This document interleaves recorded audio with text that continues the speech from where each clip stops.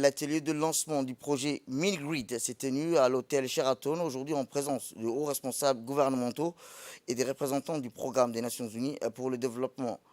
L'événement visait, rappelons-le, un projet intitulé Soutenir l'accès à l'énergie propre en augmentant la viabilité financière et en encourageant les investissements commerciaux à grande échelle.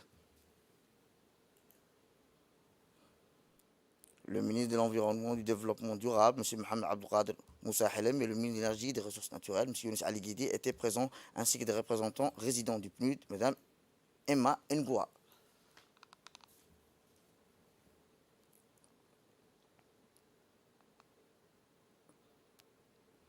Plusieurs représentants du secteur privé et des membres de la société civile. Les discussions ont porté sur la mise en œuvre du projet, de son impact potentiel sur le secteur énergétique et économique du pays et dans son ensemble.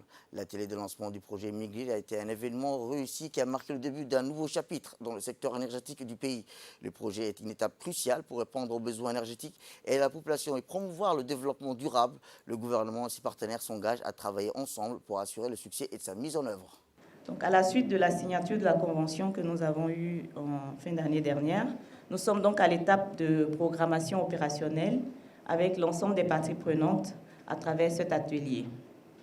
Ce projet est financé à hauteur d'environ 3 millions de dollars par le Fonds pour l'environnement mondial, le FEM, et est soutenu techniquement par le Programme des Nations Unies pour le développement, en appui donc au gouvernement de la République de Djibouti, et va durer 4 ans. Il est l'aboutissement d'un long processus de formulation qui va permettre donc aux 2 ministères ici impliqués et à l'ensemble des parties prenantes de poursuivre les efforts du gouvernement de renforcer et de diversifier les énergies renouvelables à Djibouti. Je tiens à ce stade de mon propos à féliciter l'ensemble des équipes et des experts qui ont collaboré à l'élaboration de cet ambitieux projet qui permettra donc de donner l'électricité aux villages de Koranga et Yoboki et aux zones environnantes dans le but donc de l'électrification et surtout dans le but de ne laisser personne de côté. Dans le contexte international actuel marqué par le changement climatique et par la crise énergétique inhérente de la guerre en Ukraine entraînant la hausse des cours mondiaux des produits pétroliers, recourir aux énergies alternatives, dites propres, s'avère une nécessité impérieuse et absolue. L'urgence climatique nous impose donc à tous de réduire drastiquement l'usage des énergies fossiles et à leur remplacement progressif par ces énergies renouvelables inépuisables, disponibles, non polluantes, car ne dégageant pas de gaz à effet de serre, mais surtout écologiques. Mesdames et messieurs, il y a lieu de savoir que les mini-réseaux verts produisant leur énergie à partir des ressources renouvelables, notamment par le solaire, constituent les tendances actuelles par excellence dans le monde pour permettre aux populations rurales d'accéder à l'électricité. Dans le cadre de la mise en œuvre de notre politique en matière d'électrification rurale et de tous les villages éloignés du réseau électrique national de notre pays, nous avons déjà utilisé ces mini-réseaux pour électrifier plusieurs villages et nous comptons les installer dans tout autre incessamment et sous peu.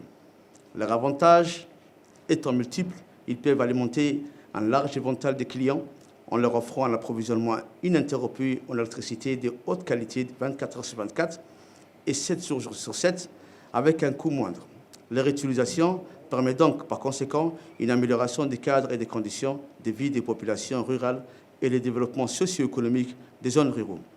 Il m'est particulièrement agréable aujourd'hui de me tenir devant cette auguste assemblée afin de procéder au lancement officiel du projet intitulé « Soutenir l'accès à l'énergie propre en augmentant la viabilité financière et en encourageant les investissements commerciaux à grande échelle dans le mini-réseau des faibles émissions de carbone à Djibouti, ou plus communément appelé projet Mini-Grid.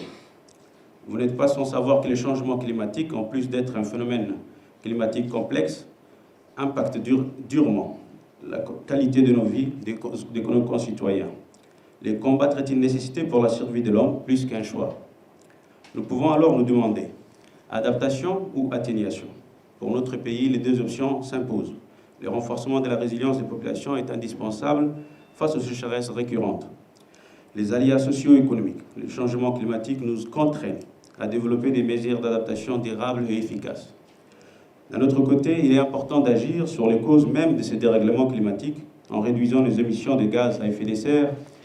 C'est dans cette optique que le président de la République, son Excellence M. Ismaël Omar Guelleh, n'a cessé de faire un plaidoyer pour que notre pays devienne un pionnier dans le développement et l'utilisation des énergies renouvelables.